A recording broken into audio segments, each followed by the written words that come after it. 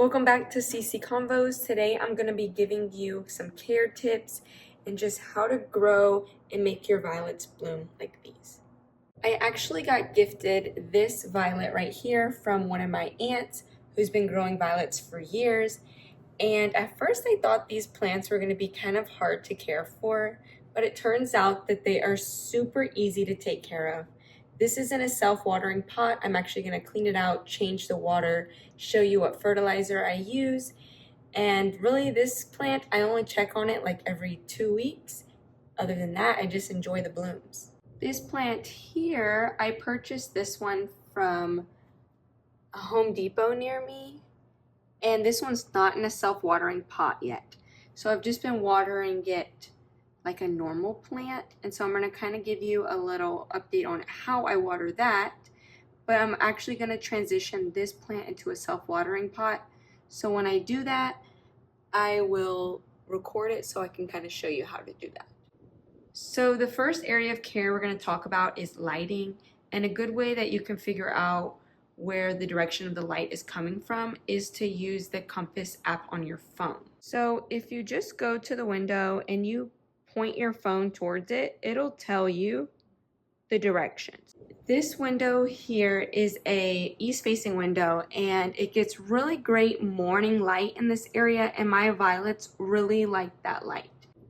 So I also have this three-way meter, and as you can see, the lighting is about 1,000. It will also kind of drop to the middle, but my violets really tend to like this lighting that comes from this east-facing window. The plant we're going to water is this one that I picked up from Home Depot, and it's just in a regular pot. So I'm going to see if it needs water, and I'm going to show you how we do that. So we're going to go to the kitchen. So I'm going to try this moisture meter because this is one violet that's just in a pot, and I'm used to watering it for a self-watering pot. So I'm going to put this in the pot, and online it says it should stay consistently moist.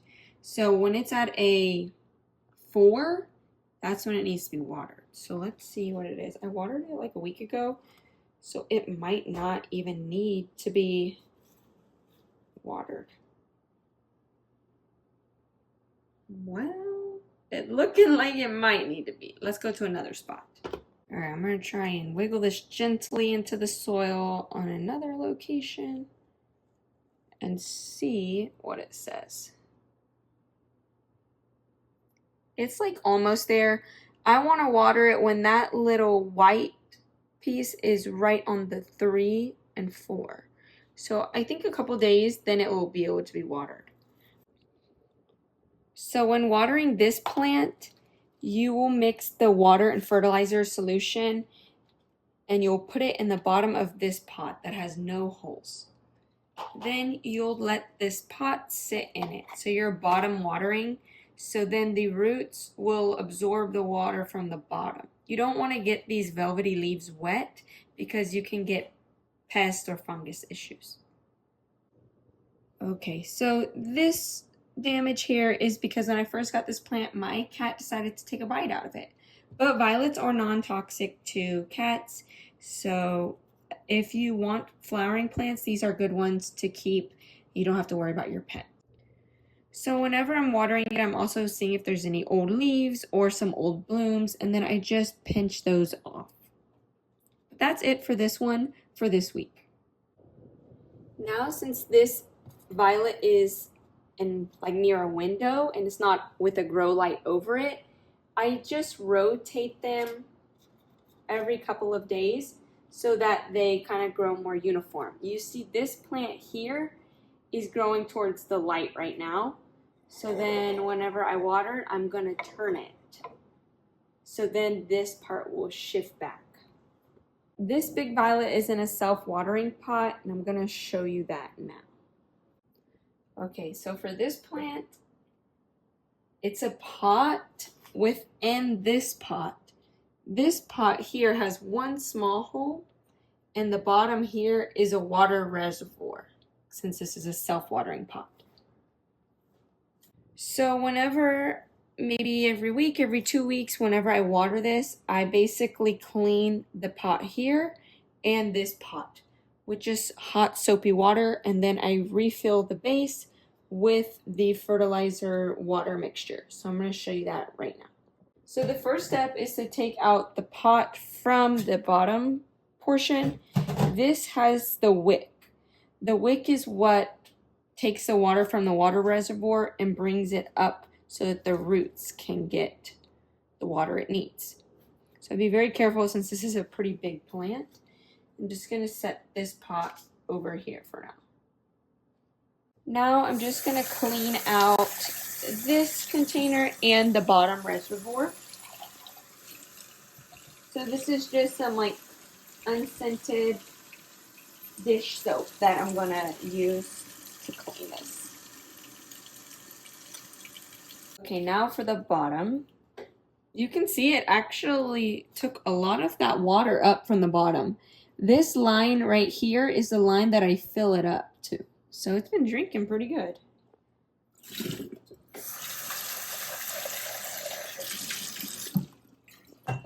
There's some soap and water, and I'm going to scrub it a bit. So if there's any nastiness, it gets washed away.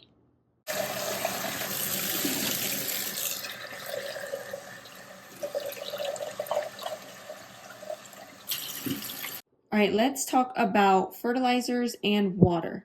So this is the fertilizer I'm using. It's by Repot Me. It's called Feed Me, and it's an orchid fertilizer, but I've been using this on African violets as well. And I've been putting it on my Hoyas outside. So I'll see if my Hoyas will bloom for the first time, but I'll keep y'all updated on that. All right, so right now it is spring going into summer. So if you read the back, it says mix 3 full droppers per quart of water during spring and summer. So I just have a gallon jug that I wrote bloom on it, so I know those are for my violets. And I already have some water in here, but if you had no water, you would do the same thing.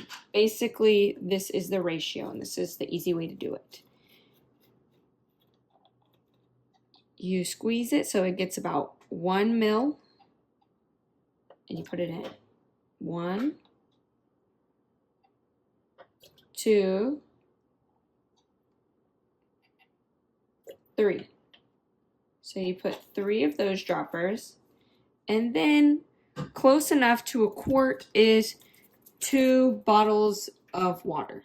So this is just spring water that I'm going to add in. This is the easy math, so it's really convenient. That's 1, and now 1 more. And since this is a little bit more than a quart, 2 of these, I'm just going to keep a little bit extra out.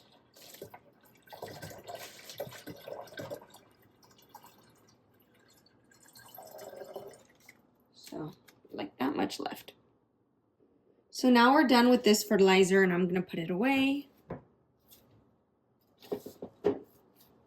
And we're going to mix this up. So just screw the lid and kind of move it around a bit. These water bottles are just room temperature. You don't want your water too cold because violets are a tropical plant. You don't want to kind of put it into shock. So just use room temp water. So now it's time to reassemble this self-watering pot. So as you see right here is a line that is like the max fill line. So I'm going to pour the water like slightly below that line.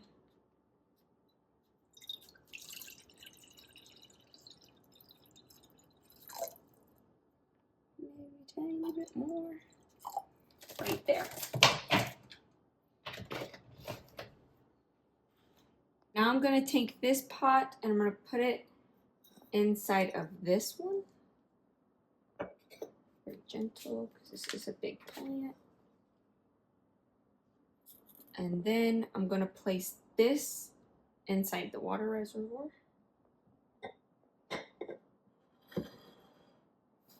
And that's it. The pot is ready to go.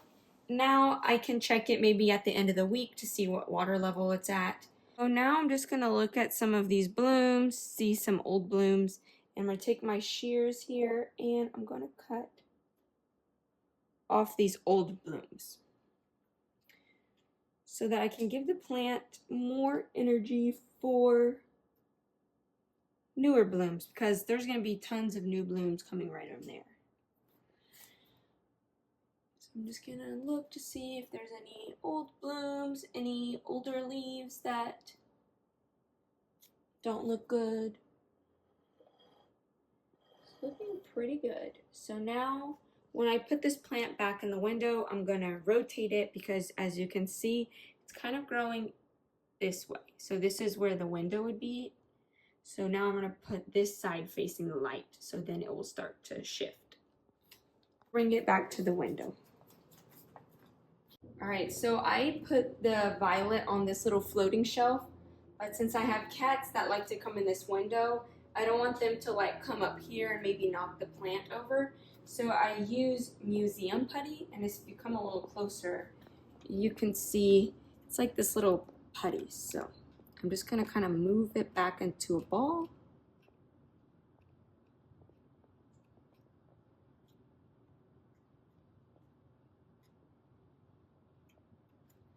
And now I'm gonna put the plant pot on top of that.